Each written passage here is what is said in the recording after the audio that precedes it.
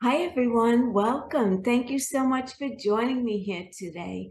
For those of you who don't know me, my name is Susan Lopresti, and I am a holistic health coach, Reiki, and meditation practitioner.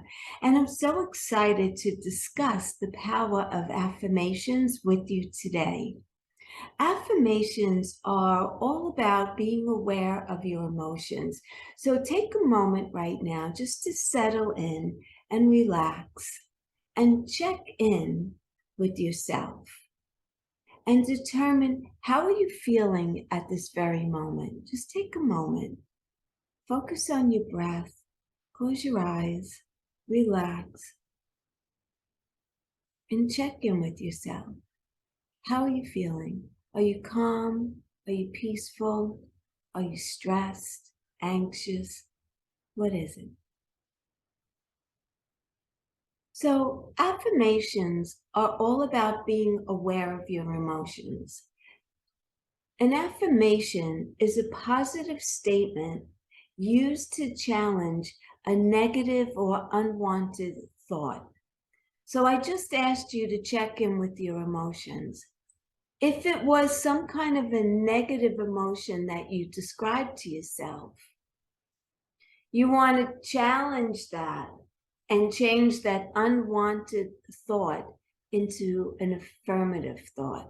So affirmation as a word in and of itself refers to the act of saying or showing that something is true. For example, they nodded their heads in affirmation. So they all agreed, right, that it was true, and they nodded in agreement. And that's affirmation. Self-affirmation, which is what I want to discuss with you today, takes that a step further. The official definition from Merriam-Webster says the act of affirming one's own worthiness and value as an individual for beneficial effect, such as increasing one's confidence or raising self-esteem. Based on these definitions, do you feel that self-affirmation would benefit you? And how would you currently rate your self-esteem at the moment? Especially if you don't already practice affirmations. Think about it for a moment. What is your self-talk? When you think about that for a moment, you may decide that you need to be kinder to yourself. In general, we're pretty harsh on ourselves. Many of us are more critical of ourselves than we are of anybody else. Even people that we really dislike, we're still more critical about ourselves than we are about them. So why is that? It's because we've created negative core beliefs throughout our lives. These core beliefs are based on personal experiences and the lessons that we take away from them. These beliefs can also come from observing others. So for example, if you had a parent who was highly self-critical, you're more likely to be that way as well, whether you like that behavior or you didn't, unless you really worked on yourself to say, I want to make those changes. These patterns of negative thinking develop early and become paths that our brain turns to when it needs an answer. Like if something bad happened at work, let's say, you're trying to figure out what went wrong, and your brain will begin running these old patterns and beliefs that say things like you're not smart enough, you're not good enough, why would anyone pay attention to you or find you credible? The good news is that you can change those patterns, and it just takes a little bit of practice, and really that's all it does. Our brains are built to create information that is based on personal interpretations of patterns and assumptions. When we don't have all the information about something, we fill the blanks based on the information that we already have. Usually this comes from what others have told us about ourselves or how we interpret others' perceptions of ourselves. So if you had someone in your life who bullied you or abused you or told you that you weren't enough, those negative thoughts tend to stick with us. That's the issue with assumptions. They're not always accurate, but they can get saved in our subconscious anyway. And thoughts do affect us, and negative thoughts really affect us. And so we want to look at that. Negative thoughts and attitudes and feelings create chronic stress in the body, which can have some serious consequences. You can have imbalances in your hormones from stress, chemicals in your brain, a damaged immune system, right? These are all effects of chronic stress, what it has on your body. And this is why affirmations work, because something called self-affirmation theory. This theory begins with the premise that people are motivated to maintain the integrity of self. Therefore, people will reflect on strengths and values when faced with challenges or the need to overcome a barrier. In other words, affirmations help to protect the ego, and people seek new favorable knowledge about themselves, as well as ways to revise pre-existing but unfavorable views of themselves. So to seek self-affirmation, someone might post a picture to social media that will garner a lot of attention and seek direct reassurance from someone in their lives, or use something like positive affirmation to provide that information directly to themselves. And I just want to put a little bit of a personal touch on this topic and share my own experience with affirmations. I'm going to guess that the year was probably 2007. I could probably be off by a year or two, but it really doesn't matter that much. I was in a terrible place in my personal life at that point, and I didn't see any way out at that time, or in the near future for that matter. Because of logistics and finances, I really felt trapped and locked into a position. And one day on my walk to the train, which I did 5 days a week, every single week for 27 years, this one particular morning, I'm walking to work and I began saying these affirmations off the top of my head. I didn't say to myself, let me come up with a few affirmations. That's not how it happened. Basically, they just popped into my brain as I was walking to the train station, and I began repeating them out of nowhere. And I started to say, I am a good person and I deserve love. I am a good person and I deserve happiness. I am a good person and I deserve abundance. I am a good person and I deserve success. And they just started to blossom from there. But pretty much those were my go-to ones that I said on a daily basis. And I didn't like allot a time of day or whatever. I just repeated them whenever they just popped into my head. I would say them over and over and over again. Did my life change immediately? Hell no, it didn't. But it did change a little bit at a time, and it changed very organically and exactly how it was all meant to be. And I just allowed it to flow, and I just trusted in the ride.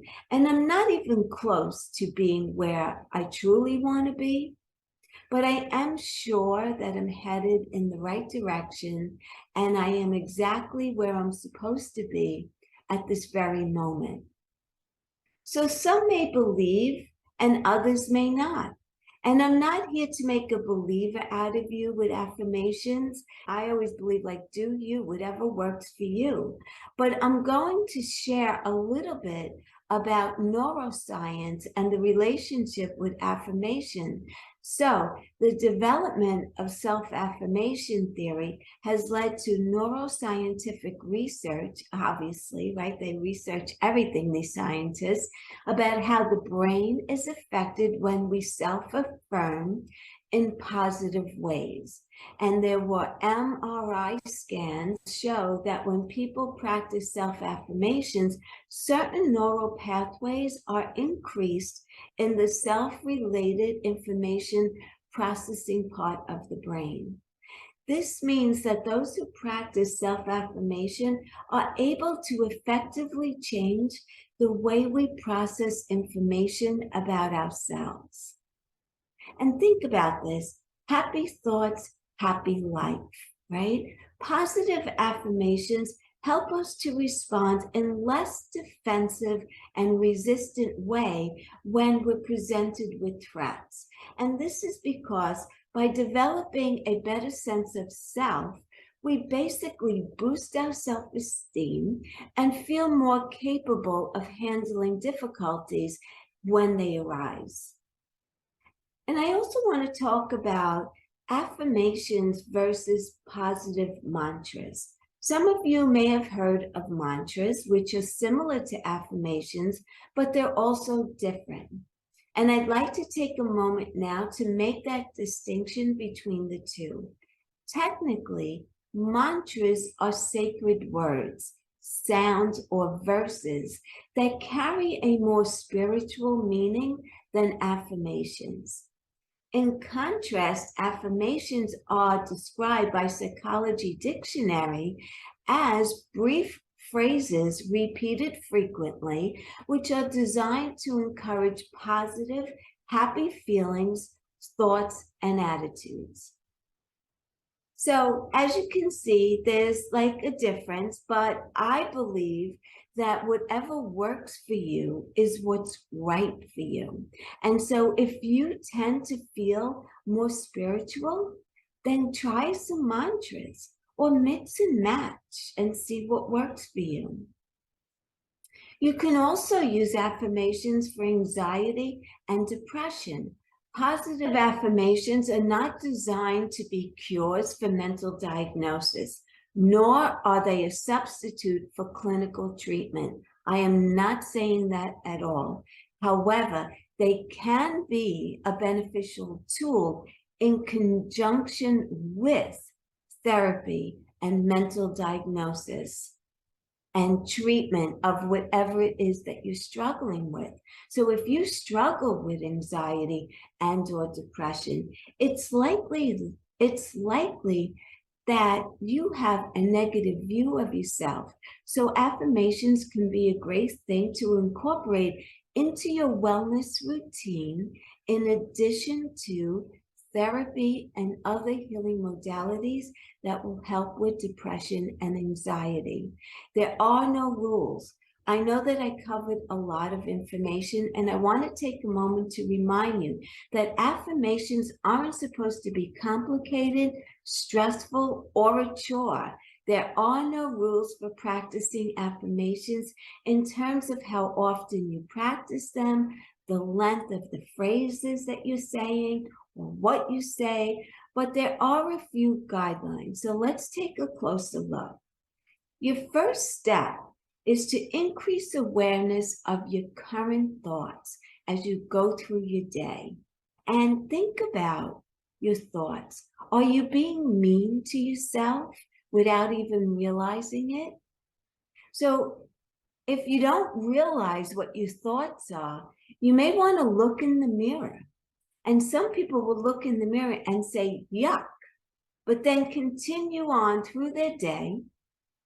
And then we eat a donut and think, shame on you. And then we don't think twice about that either.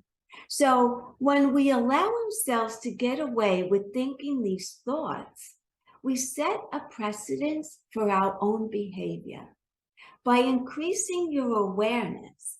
And, so before you reach for that donut, get self-aware. What is it that I'm doing at this moment, right? By increasing your awareness of when and how you speak to yourself or think to yourself, you'll be able to correct your thoughts and begin reforming patterns of understanding. We need to be able to pinpoint those negative thoughts, and becoming aware of the negative thoughts will help you in your fight to reverse them. However, these thoughts can be hard to catch because we've become so accustomed to allowing them into our psyche, right? We say them all the time. Oh, Susan, you're so stupid. I can't believe you did that. Just negative, negative, always negative. If you like, start by looking in the mirror and paying attention to where your mind goes when you're looking at your face. Are your thoughts negative or positive? Not only should you pay attention to your mind, but pay attention to the feelings in your body. How do you feel when you look at a picture of yourself? Are you focused on a specific body part or a specific wrinkle or flaw in your face? If so, ask yourself where those thoughts came from. I know as women, we are sometimes fixated on our looks as we're aging, right? Do you have any triggers? Consider situations that trigger negative feelings, like what I just described. When you look at yourself in the mirror, are you affected by the fact that you look older? Or, for example, putting on a swimsuit, that could really trigger a lot of people. Or speaking in front of a group, that could also have a trigger. What about approaching people to make new friends or to reach out for networking purposes? What kind of a trigger does that hold over you? These triggers create like a massive negative amount of self-talk and emotions, like they'll never want to speak to me. What do I have to offer to them? I'm so bad at speaking in front of people. Who's going to want to listen to me? Why should I waste their time? Take a moment to consider what triggers your negative thoughts are doing. It's likely that someone else has the same triggers as you do, but just don't realize it yet. So you want to create affirmations based on values. If the words that you speak don't have any personal meaning to you, they probably won't work. That's why it's important to create affirmations that are based on your own values and your own beliefs. And I believe you also need to hear the words that you may have been waiting for someone else to say to you, but they never did. And that's why I chose the ones that I chose back then, because I didn't realize how good of a person I was until other people mentioned that to me. When I said that I was going through this difficult time in my life, they would say, Susan, you're such a wonderful person. You don't deserve to be treated like that or to be unhappy like that. And when I started to pay attention to what other people were telling me, that one particular morning, I started saying these affirmations out of the blue. I am a good person. I do deserve love. I am a good person. I do deserve happiness. I didn't feel like I was loved. I know I wasn't happy. I wasn't successful. I wasn't anything. I was basically existing. And I believe that these messages were downloaded to me because they were the messages that I so desperately needed to hear, and no one that I knew or loved was really saying that to me.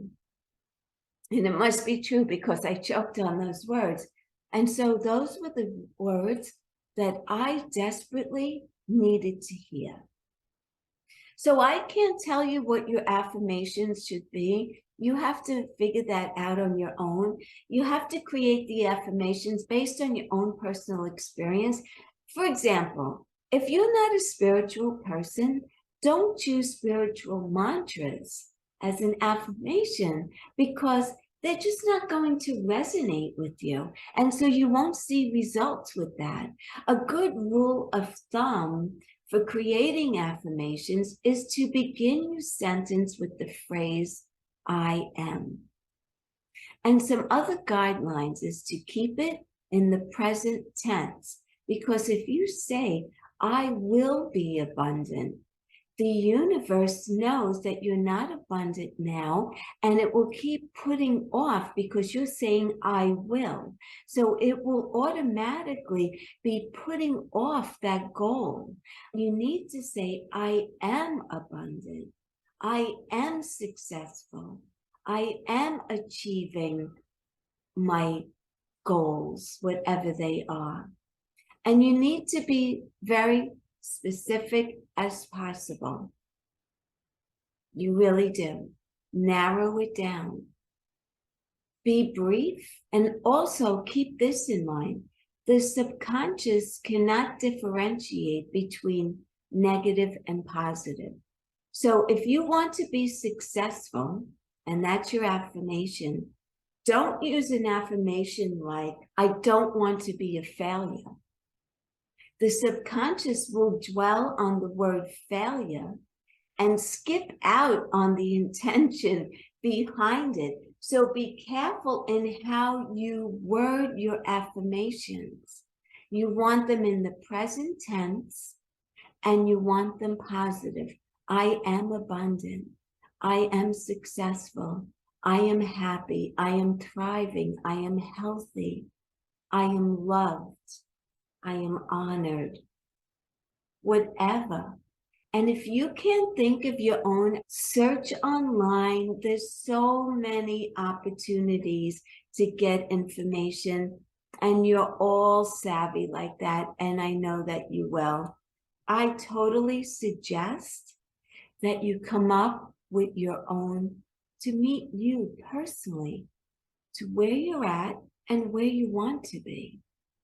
And we repeat affirmations so that they can sink deeper into the subconscious mind. Whether you take 5 minutes to repeat your affirmations each morning or sprinkle them throughout your day, repetition is important, and it's an important part of helping your brain to soak up the information that you're trying to give it. And you want to incorporate more affirmations into your daily life. Spend more time focusing on your affirmations by integrating them into your meditation practice. And this is a great way to intentionally spend time thinking about your affirmations and training your mind to take them seriously by staying mindful in that moment on what your goal is and what you want to obtain. If you don't meditate, try repeating them in your head when you go for a walk, or you practice yoga, or go for a run, or go swimming, maybe cleaning your house, engaging in any kind of light physical activity. Just be repeating these affirmations in your head. Get creative and use affirmations for screensavers. You may want to post them where you work. You may want to put them on the refrigerator. I'm 20 pounds lighter, or, whatever you want to say. Begin your day with a boost of positivity. If you're finding it difficult to remember to practice your affirmations, consider incorporating them into your morning routine. So like when you're making coffee in the morning, or when you're driving to work, or brushing your teeth, getting ready, whenever you have a moment of quiet, get out of the busyness of your mind and just focus on some affirmations. And everyone is different. So what time of day may work best for you may be totally different from someone else, a friend of yours. And I really am going to encourage you to start coming up with your own personal affirmations for all that you want to create for yourself, and to find peace also with where you're at today. It may not be where you want to be, but it's where you're at, like it or not. But if you could find peace with it, because I don't know if you've ever heard this saying, but what you resist persists. So find peace with where you're at and continue to practice your affirmations on where you want to be. So I want to thank you very much for joining me here today. I hope this was helpful to you and that you're going to incorporate this alternative healing modality, because that's the way I see it. It's another way of helping to relieve chronic stress and lower levels of inflammation and just be more in balance. And when you're in balance, you're giving your body the opportunity to heal. So if you've been enjoying my presentations, please let your friends know about me and where they can find me. I have a website that you could learn a lot more about me, and that's at www.susanlopresti.com. I also wanted to let you know that I am running 2 private coaching programs beginning April 1st. I have a 4-week program for anyone who just needs like a little push or a kickstart on their health goal. And we'll work together for 4 weeks. And after the 4 weeks is up, then you would be truly on your own. But you would definitely have some tools in place to get you to where you need to be. And then I have another private health coaching program that begins also April 1st. And this program is going to run for 12 weeks. And this program is for those who want to be sure that they're going to achieve success and reach the goals that they set out to reach with the help of a professional health coach. At this time, you will have my full, undivided attention as we set goals, create intentions, adjust our diet, incorporate movement, meditation, and other healing modalities that you're open to receiving to achieve the results to better health and wellness that is all yours. So if this sounds like something that you would be interested in, I'm going to put the links in the show notes and you could register from there. Again, thank you so much for joining me here today. I really hope that I was able to add value to your day and that you feel like this was useful and you're going to incorporate it into your wellness journey. Thank you again. Have a beautiful rest of your day. Take good care.